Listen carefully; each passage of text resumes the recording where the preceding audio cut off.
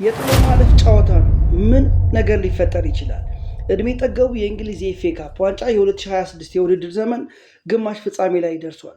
በዚህም ዙር የ7 ጊዜ የውድድሩ አሸናፊ የፔፕ ጋርዲዮላው ሰራዊት ማንቸስተር ሲቲ ከአንድ ጊዜው አሸናፊ ከሳውዝሃምፕተን ጋር በዌምብሌይ ጨዋታቸውን ያደርጋሉ። ማንቸስተር ሲቲ በውድድር ዓመቱ 3 ዋንጫዎችን ለማሳካት በሂደት ላይ ነው። የመጀመሪያ ዋንጫቸውን የካራባ ዋንጫን ከፍ በማድረግ ጀምረዋል። በቀጣይ በኤፍኤ ካፑና ጠንካራ ፉክክር እያደረጉ ባሉበት የእንግሊዝ ፕሪሚየር ሊግ ፉክክራቸውን የሚቀጥሉ ይሆናል።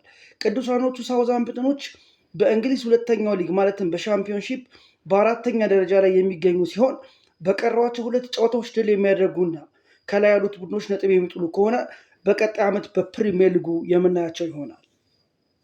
ሁለተኛው ጨዋታ በሰማያዊዎቹ የውድድሩ የ8 ጊዜ አሸናፊዎቹ ቼልሲዎች እና በአንድ ጊዜ የውድድሩ አሸናፊ ሊድስ ዩናይትዶች መካከል ይደረጋል። ቼልሲዎች የቡድን አሰልጣኛቸው ሊያም ሮዚኒየርን ካሰናበቱ በኋላ እና የውድድር ዓመቱን በካልም ማክፎር ለመጨረስ ከወሰኑ በኋላ የሚያደርጉት የመጀመሪያ ጨዋታ ነው። ለአሰልጣኙ መሰናበት ምክንያት ናቸው እየተባሉ የሚጠቀሱት አንዳንድ ተጫዋቾች ምላሻቸው ምን ሊሆን ይችላል ተብሎ በጉጉት እየተጠበቀ ነው።